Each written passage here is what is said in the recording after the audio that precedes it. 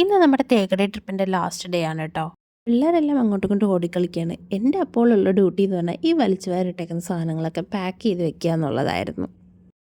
അതിനുശേഷം ഞങ്ങൾ അവിടെ നിന്ന് വിട്ടു. ഇന്ന് ഞങ്ങൾ അങ്ങനെ പ്രത്യേകിച്ച് സൈറ്റ് സീയിങ് ഒന്നും കണ്ടില്ല, അതിനായിട്ടൊന്നും പോയിട്ടില്ല. ഇതിൻ്റെ ആദ്യത്തെ 2 ദിവസത്തെ വീഡിയോ ഞാൻ ഓൾറെഡി പോസ്റ്റ് ചെയ്തിട്ടുണ്ട്. അതിൻ്റെ ലിങ്ക് ഞാൻ ഡിസ്ക്രിപ്ഷനിൽ കൊടുക്കുന്നുണ്ട്. കാണാത്തവരുണ്ടെങ്കിൽ വേഗം പോയി കണ്ടോണേ.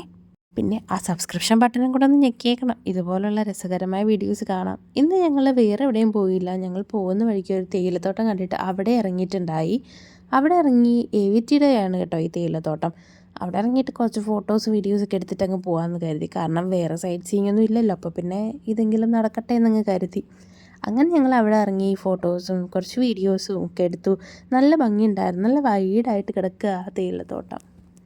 അതിനിടെ നമ്മുടെ റിച്ചൂട്ടൻ ചെറുതായിട്ടൊന്ന് പിണങ്ങി. റിച്ചൂട്ടൻ അവിടെ ഒന്ന് മുട്ടുകുത്തിയൊന്ന് ഇരുന്നപ്പോഴത്തേക്കും കാലൊന്ന് ചെറുതായിട്ട് മുറിഞ്ഞു. അത് മതിയല്ലോ ആശാന്. അപ്പോഴത്തേക്ക് ആശാൻ ഇങ്ങ് തിരിഞ്ഞു. അതിൻ്റെ പിന്നെ ഞങ്ങൾ ഫോട്ടോ എടുക്കാനൊന്നും വിളിച്ചിട്ട് അവൻ വന്നിട്ടുണ്ടായില്ല. അവന് പിന്നെ ഇവിടെ നിന്ന് പോയാൽ മതിയായിരുന്നു.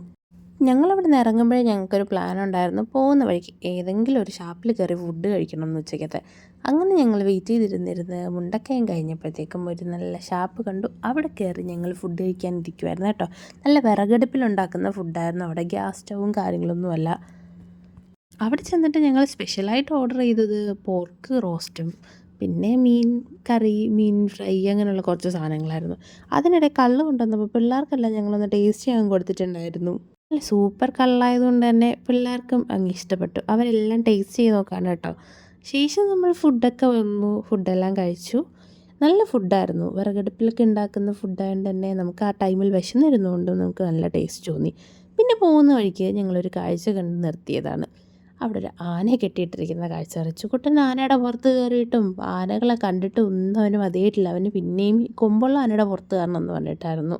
പക്ഷെ അവർ കയറ്റിയിട്ടുണ്ടായില്ല. കാരണം ആന ഉറങ്ങിയിട്ട് 2-3 ദിവസമായി. അതുകൊണ്ട് ആനപ്പുറത്ത് കയറ്റത്തില്ല എന്ന് പറഞ്ഞു. അതുകൊണ്ട് കയറ്റിയില്ലായിരുന്നു. പിന്നെ ഞങ്ങൾ നേരെ വീട്ടിലേക്ക് വരുമായിരുന്നു. ആകെ ടയർഡായതുകൊണ്ട് തന്നെ വീട്ടിലെത്തിയ സീൻസൊന്നും ഞാൻ എടുത്തു വെച്ചിട്ടില്ല. അപ്പോഴേക്കും ഞങ്ങൾ ഇന്ന് കിടക്കാൻ പാകത്തിനാണ് വന്നത്. അങ്ങനെ നമ്മുടെ തേക്കടി വ്ലോഗ് ഇവിടെ തീർന്നു. ഇനി അടുത്ത വീഡിയോ ആയിട്ട് കാണാം. ബൈ.